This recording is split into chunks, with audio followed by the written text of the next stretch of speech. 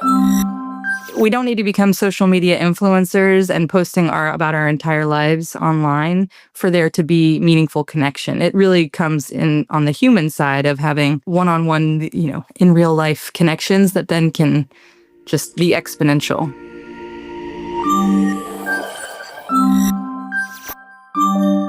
Welcome to Talent is Everywhere, where we spotlight leaders using talent development and social impact to drive both corporate social responsibility and business success. Welcome to the podcast. Today, our guest is Jennifer Bangoura, who is a global educator, a career coach, a community builder who lives in Senegal. She's American, and currently she's the director of career services at the Dakar American University of Science and Technology. She also consults in career development, leadership, talent programs. So welcome, Jennifer, to the podcast. Thank you so much for having me, Sylvie. Happy to be here. Yeah, this is really fun because today we're going to talk about something that we both have in common, which is experience living and working abroad. I, of course, live in France now. I lived in Mexico a long time. My husband is Australian, so we also have that in common of this very sort of like international family and international life. So maybe you want to start with telling us about, what brought you to Senegal and how, why are you there? Sure. So I'm originally from the United States, and like you said, I currently live in Senegal in West Africa. And up until last August or July, my fun fact was that for the past 20 years, I've either studied or lived in a place that starts with the letters MA. So the quick story of my journey is I went to Mary Washington in Virginia, studied art history and French. From that, I studied a Malian photographer, Malik Sidibe, more MA, who was a wonderful photographer from Mali. And then I ended up getting sent to Mali as a Peace Corps volunteer. I did my 2 years of service, stayed another 2 years, and after the first coup d'etat in 2012, moved back to the United States, where I was living in Maryland for almost 10 years with my then husband, who I met when I was living in Mali, who he is from Guinea. So then we started building our lives. We were in this, as one of my mentors talked about it, getting on the highway, this 10-year highway of building our lives and family in the U.S. and spent 10 years, both of us kind of ping-ponging back and forth of me either being pregnant or having a child or being in grad school, and my husband being in grad school or helping on the postpartum side of having our kids. But our goal was always to move back to the continent. So we wanted to move back to West Africa. And then an opportunity came up for my husband to move to Malawi. So we moved to Malawi. We lived there for 4 years where he was leading a malaria program, another MA. That's not part of my fun fact. And we loved that. I didn't know much about Malawi before moving there, but learned a fair amount while living there, and took my career with me. Had to quit my job because I couldn't work remotely and sort of start from scratch about what was next. And so then in 2021 is when we moved. I started what is now commonly referred to as this portfolio career. I didn't have a word for it then, but that's really what it was. A number of different part-time jobs that had a similar thread throughout them.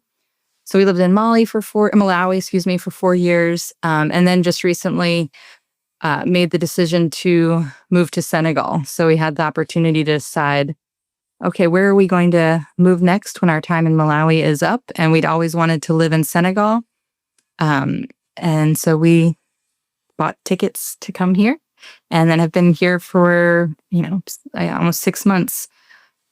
So that's my journey getting to Senegal, and I can pause there and then talk about. Amazing. Like, I feel like we have that a little bit in common. Like when I moved to Mexico, it was the same thing, with my husband. I had an opportunity and he said, okay, babe, let's go. And then with France, it was like my life dream was to be able to live in France. And we made the decision actually pretty quickly, even though you think like it's actually a huge life decision that I think some people like us, maybe it's like normal that we're like, moving countries and thinking about that. Like, we were talking also before about this meme that's going around now, the 2026 back to 2016, and you're talking about like this 10-year vision. So back to your sort of 2016 self, what was the vision and how has that come through?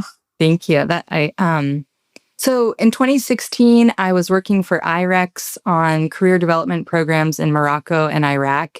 And we were helping public universities start up and expand career centers. And my job was largely, almost purely administrative, filling in budget information, paying contractors, finding consultants who could deliver this career development programming. And I fell in love with the work. I saw that, students in Iraq and Morocco and Kurdistan were having the same challenges that I was seeing my peers having in navigating their own careers. And I looked at the consultants we were hiring and I said, how can I want to be you. I want to be hired to go to Morocco for 4 to 6 weeks to deliver career training or doing that in the United States. And so what I did on a real practical level is I looked at my own network of people I knew, including some of the consultants that we had hired, and I set up informational interviews with them. And so I reached out and said, here's what I'm thinking. One day I want to move back to the continent. And this is actually at the same time I was considering doing a doctoral program, a doctor of education in organizational change and leadership. And I wanted to know, is this really something I should do? So I set up conversations with, I think, 4 or 5 people. This was not, 40 or 50, pretty narrow. And they gave me such helpful, relevant advice. They, understood my context. They understood where I wanted to live, the type of work I was interested in doing. This wasn't a general random conversation.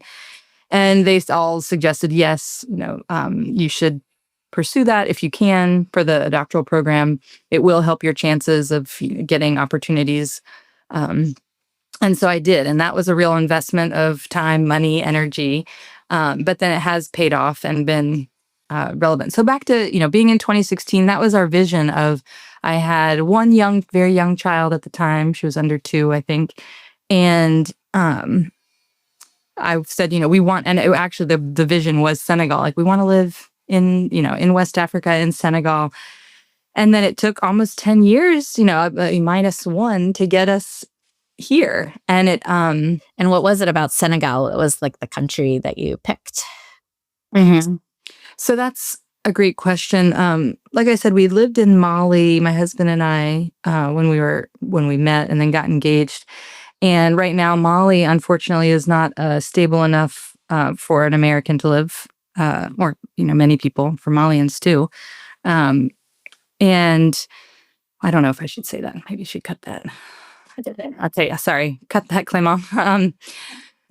So how we chose Senegal was. My husband's from Guinea, so we wanted to live somewhere that was near his family and also a direct flight to my family in the United States, or our family too. And so Senegal, it's stable. The currency is stable. The social situation is good. There are a lot of job opportunities. It's beautiful. The weather is great. So those are things that we considered. And then last year, when we were making our decision, it was also, is there a presidential election? Senegal had already had elections. So we, felt good about moving here and it being a stable situation for our family. That word keeps coming up, stable. But really, it was quality of life that we were after. And I think, I know a lot of people right now are considering or reconsidering the type of life that they're wanting to build. And you really have to look around and you're saying, okay, are these the schools that I want my kids to go to? Are these the friends that I want to spend time with? Like, who am I surrounding myself with? Who's going to support the type of life that I want to live it from a values perspective? And meaning, my kids can walk outside and talk to strangers, and it's not a big deal. And there's comfort in that. And there's a cultural familiarity and a desire to um, have our children exposed to to a culture that's near my husband's, home and family in Guinea, and the ability for his family to come and be with us and from Guinea and stay with us and have a visa and that sort of thing. Those are on a practical level for us, the considerations that every person would have to sit and ask themselves. It's a unique decisions. Right. No, that makes sense. And I guess you have like a unique situation, obviously, because you have like the Africa family connection. But I can super relate to that, like on the French side. Like my dad is French, so half my family is French. And again, we have this very sort of international, like little family. And so my son, I love that he's growing up in this sort of bicultural, um, you know, binational environment. He goes to a public school that has an English section. So but they also have like a lot of other sections. And so he's growing up with lots of kids who are in these kind of, mixed sort of families, and with absolutely no criticism to the kind of people that don't grow up like that. But for our family, to your point, that's like an important value and something that I really wanted him to be exposed to. Well, I think that's a great point. And I think, when you're talking about where you live and the type of people you surround yourselves with, my piece of advice too, and just something that has carried me and my career, is you really need to start where you are, whether it's you're thinking about a business you want to start, the place you want to move, somewhere you want to go in your career. And the two things that come to mind, and again, back to my 2016 self, is even if you live in a pretty homogenous community, for the most part, you can probably find a way to surround yourself or to introduce into your family or life something beyond. And what I mean there is, there was a program. I think it's transitioned to another organization called AmeriCorps, that brought people from outside the United States, from all over the world, to the U.S. for short-term fellowship programs, so 9 to 12 months to do a fellowship at a U.S. company or NGO. And through that, I volunteered because it's like, okay, I want to make sure my life is surrounded by things from outside my own bubble. And I was connected with, it was called being a local ambassador. So it wasn't a mentorship program, it was just being a friend to somebody. And I got paired with a woman named Grace from Malawi. So I went to the airport to pick her up. And then the requirements in it was, can you go to a baseball game together? If you have a party, invite them over. If you're having a holiday, can you invite them, to know what it's like to be, not just in the office. And so we did that, and she was there, ended up being there for a couple years doing grad school. And I thought, okay, that's great. This is nice for in that moment. This was back, actually, it was 2014 to 2016 that we had that she, I think, was in the US. And, I thought, okay, great. This was a nice interaction, kind of the chapter's closed. We didn't stay deeply in touch. But then the first person we emailed, when it gives me chills, even the first person I emailed when my husband got this job was my friend Grace. I'm like, you're the only person I know that is from Malawi, that lives in, do you live there now? And she lived there. And then I just can't get over it's a total reversal of, I didn't have some sort of hero complex of I'm being such an amazing person, being a friend. No, it really was just like, I want to make sure that my circle of life includes people outside of my American bubble.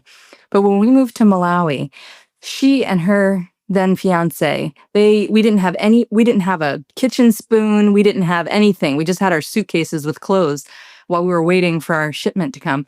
But she and her fiance loaned us mattresses, all of our kitchen supplies, tables, chairs, until everything came, and then became like our closest friends in Malawi. And then they just they were first visitors here in Senegal because her husband had a work project here to come, so she came along. So to me, it's we all have to thinking short term and long term of the type of life that we want to create and the community that you want to have around you, and it can be where you are, and we just don't know. And this is one of the career theories. Something else I teach career development theory and techniques online. And what my favorite career theory is the happenstance, or planned happenstance or happenstance career theory, meaning we have to find ways to introduce new things into our life, in a simple way of putting it. And that can be right where you are now. You don't need to travel halfway around the world to have an international, global, exotic life. You can find ways to have interesting things around you, where you are. Yeah, and I love that. I love that story because I think about it. I didn't know about that theory, and I'm happy to learn it. I often think of the equivalent of like, this was lucky. Well, you sort of make your own luck. And I think it's a similar thing. Like, who are you connecting with and what kind of experiences, are you trying to prioritize? And I guess if you're the kind of person where it was like from an early age, you had this bug of like, obviously you probably were interested in Africa, maybe even before you met your husband. And maybe that was part of what was like interesting about even talking to him for the first time. And then because that's something in you, you're able to continue to surround yourself with the sort of people that then make your current life possible, when probably when you were like a little girl, that would have seemed like an unlikely path where you would go. I think, oh, that's interesting thought. I mean, I think the thread for me is it's kind of like stepping stones that really have been jumping to different gardens and yards and places. Because for me, the initial thread was French, and I remember I studied it since the seventh grade. And I can remember in high school, at my last year, I said, "Okay, I'm done. I've done enough French. I don't want to take any more." And I can remember Monsieur Lessard chasing me down the hallway, literally wanting me to sign up for AP French. I said, "I'm not signing up. It's going to be too hard." But he needed a quota to so he could keep his job and like fill the class. So he let me sign up for French 5. And then I continued to fall in love with the language and ended up majoring in it in college. And then that's what pushed me to study a French artist for my art history thesis. And so and then that's what, one of the things that helped me get to a Francophone country with the Peace Corps, which was Mali. Then I met my husband. So it's all of these things that we want things, and everybody says this now, and it's so true. No career path is truly linear.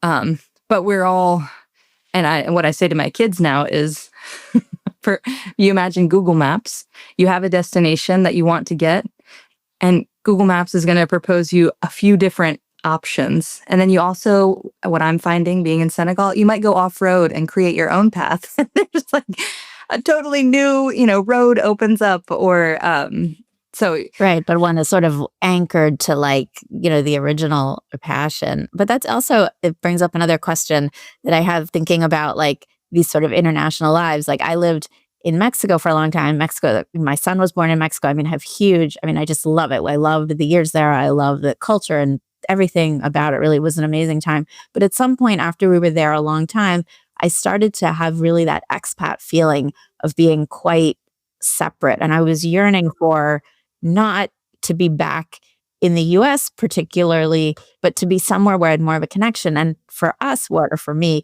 what works about France that's great is that I'm half French. So I'm speaking French. I'm in a place that's home. I have a French passport. I have French family, but I still have the fun of like an international life. So I'm not like a total outsider. So I'm interested in your experience, like being in Africa. Obviously, you have one experience. Your husband's going to have another experience. You are in like a third country that neither of you are from, but let's say it's maybe more close to your husband's like growing up experience. Like personally, how do you feel being in Senegal in terms of feeling home? That's a great question. I'm going to have to give you my answer now, and then it's going to shift, I'm sure, in 6 months. So I'll say it specifically to why I live where I live in Senegal, because I don't live in Dakar. I live on the Petite Côte, which is about an hour and a half outside of the capital. And this will lead to how, like, the way I feel like I'm living now. But about 2 years ago, a woman came to Malawi who had also done the Peace Corps. And she was connected through a colleague of my husband's. And she just came to Malawi on a work trip.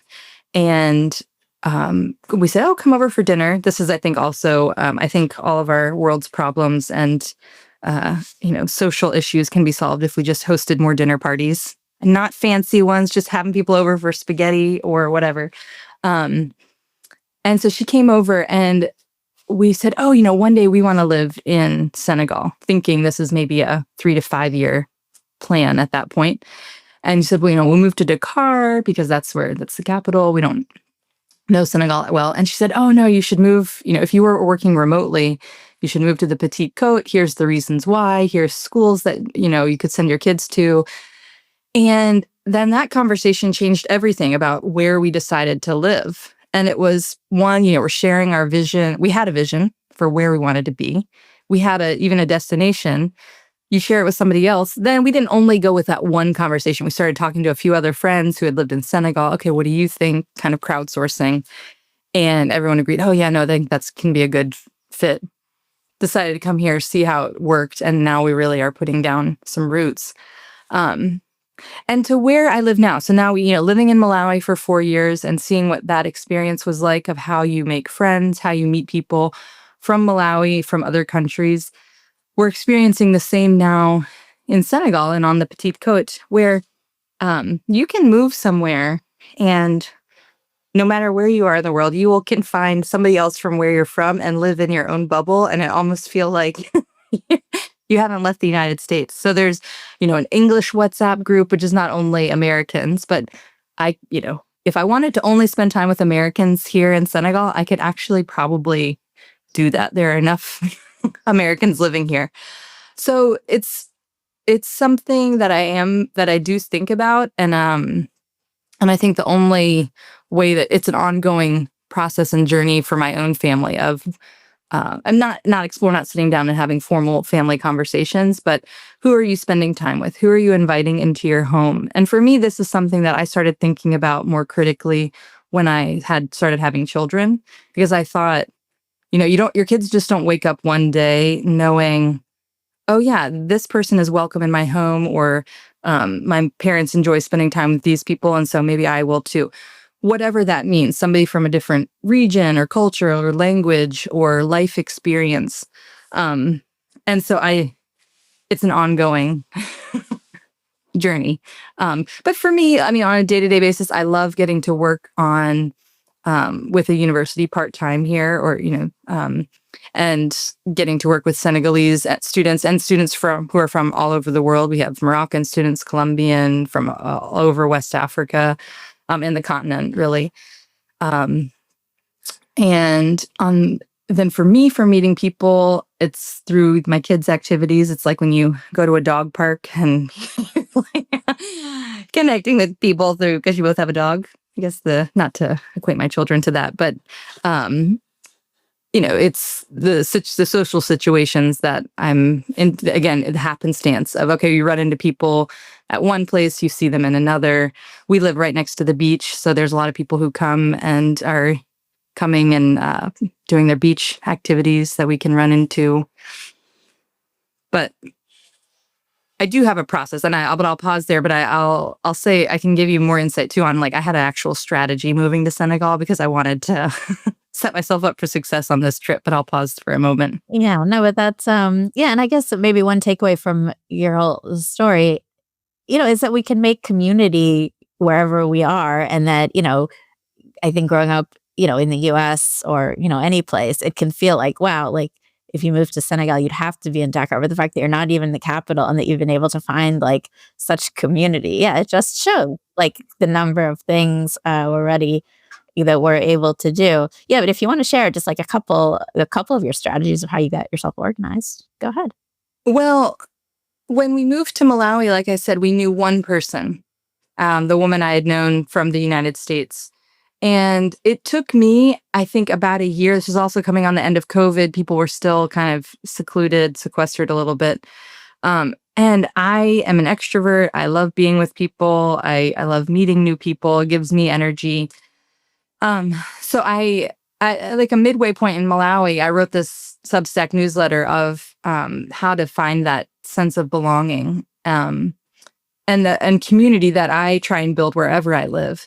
And I read this book. It's called This Is Where You Belong, and it's by a woman, Melody Warnick. And she wrote about her own experience moving a lot in the United States because of her husband's academic career, moving from university to university.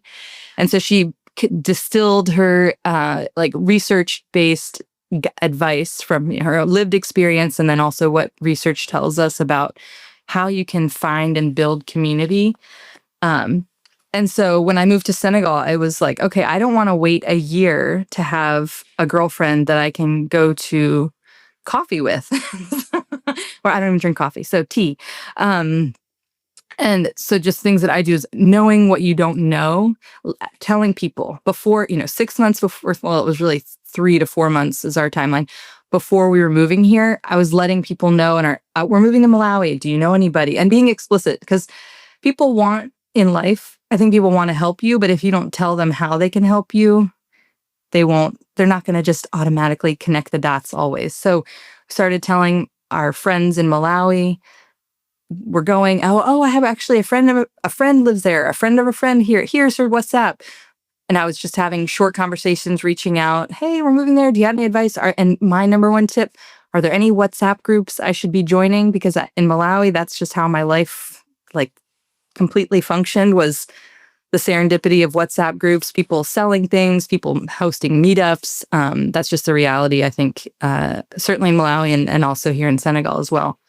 And so through that, then it kind of has led to then I can know what events are happening. There's, for example, here, there was a half marathon happening this weekend. I would have no idea unless a friend of a friend had told me. So then I could sign up. And then that maybe, who knows what it will lead to? Maybe just a nice walk in the Simone Lagoon or meeting interesting people. Like a deep friend. And actually, that's good advice. I mean, my takeaway from that is, help people know how to help you. I mean, people, even if you're looking for a job or whatever it is, because I think globally people want to be helpful. And the more specific, I'm on a bunch of WhatsApp groups, and someone says, oh, do you have a great person who can do this? Well, great. The world is full of 7 billion great people. Like, what great meaning what for you? And so, being specific in the ask.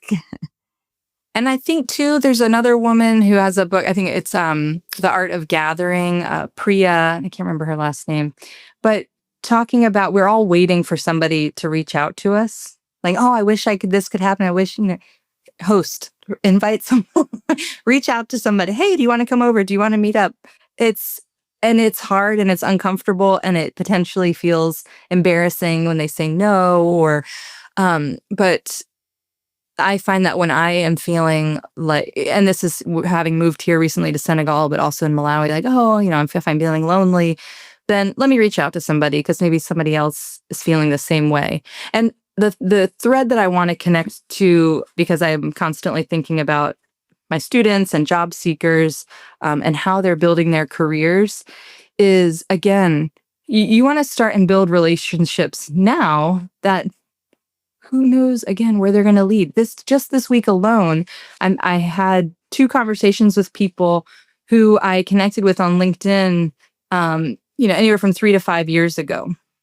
And literally, we connected on LinkedIn, no engagement, no interaction beyond a personalized message. Hey, it's cool to see your work in X, Y. One of them has a company here. And now, there might be a partnership for the university with hosting students as interns. Another person, he was connected to Peace Corps, and now he's doing a Fulbright here in Senegal. And somebody said, "Oh yeah," he made a post about doing this Fulbright. Someone said, "Reach out to Jennifer." So it's we don't need to become social media influencers and posting about our entire lives online for there to be meaningful connection. It really comes in on the human side of having one-on-one, in real life connections that then can just be exponential. Yeah, no, and you're so right. And I'm like the opposite of you, where I think definitely an introvert, where, I mean, not that I don't get energy talking to people, but I have to make an effort. But I always, it just does fill me with so much energy. And so often it's the conversations and the people where you think like, oh, this will lead to nothing, or, oh gosh, I super don't feel like doing this right now. And then you're just like, wow, this person is amazing. Or through that person, you met another amazing person. And then like that openness. And I always have to remind myself, do not retreat to my cave. I love the cave. But when I don't go in, Bring people into the cave. Bring people into the cave. Actually, that's how I should think about it, because I'm constantly fighting the need to be in a cave. But like connecting with people is such the right way, and it brings so much opportunity, which I guess then brings me, to sort of wrap up this very lovely journey. And I can't believe, we learned so much of so many things we have in common. So in this sort of 10-year vision, like you've got, your 2016 self, and here you are, like this flexible life, you're consulting, you've got your kids, you've got this really good balance, like life, and you're living in the country where you want to live. Like, what is your thought, like the 10 years hence, if you've even gotten your head around that yet? Ah, It's a great question, and one I will continue to grapple with. And also, I love hearing conversations like this that reflect back, our lives to one another, because everything does seem in like such nice little buckets. And at the same time, the analogy I've been using lately is like being a duck on a pond, and my little feet are flapping under the under the water, and I'm kind of gliding. So it looks, it's great. And then I want to totally be transparent that it is hard, and the challenge of balancing and juggling a portfolio career is real on a near daily basis. But I will say, on the whole, I'm very grateful, and to be living the life that I wanted to have. So in 10 years, I hope to still be someone who can be present and be making time for my family and friends. My kids are going to be in a completely different chapter, starting to leave the house at that time, or have already left. So, I'll be navigating a new reality of parenthood. And on the career front, I really hope to, continue. I love the autonomy that I have right now in my career, but I also want to feel rooted and grounded in whether it's community or a professional community, or ongoing, personal community, where I feel like I'm a part of something meaningful that's making a difference. I continue to hold on to a dream about having a small boutique Airbnb hotel, a retreat space where people can come and refresh and reset. And so I'll put that out there to see if it manifests, although I don't think we're saying manifest anymore, but I will. And I hope that my husband and I are continuing to grow together. And, something that we've done since we got married, this is certainly me led, is at the end of the year, which is near where our wedding anniversary is, we have a journal. And so we write down, what's happened this past year and what do we want for the year ahead as a couple and as a family. I want to keep doing that because Senegal was on our list for so long. And it, didn't happen for all those years until it did. It was like, oh, good. Now we can we don't have to write that one. We can save space. And so I want to keep doing that and keep dreaming up what could be. Oh, that's an amazing vision. And I hope your Airbnb retreat does come to pass. I actually have been to Senegal. I went there, I will say, when would that have been? Maybe 98, a couple of times. And I really love it. I've never been back. So maybe this will be our excuse. Yes. Well, next year they're hosting the junior youth, or the youth Olympics are happening in Dakar and here on the Petite Côte. So it's going to be a great time to come. There's a lot of exciting things, I think, happening here. So yes, we're waiting for you. You're welcome. Amazing. Well, thank you, Jennifer. This was such a pleasure. And I look forward to speaking soon. Thank you. Likewise. Thanks for listening to this episode of Talent is Everywhere. Make sure to subscribe if you like what you heard, and give us a follow on LinkedIn to continue the conversation on all things career mobility and talent development. Is there a topic you'd love for us to cover in a future episode, or a guest you'd recommend? Drop us an email at hello@linkseducate.com. And if you're looking for support on your talent development strategy, head over to linkseducate.com to learn more about our career mobility solution. That's LYNXeducate.com.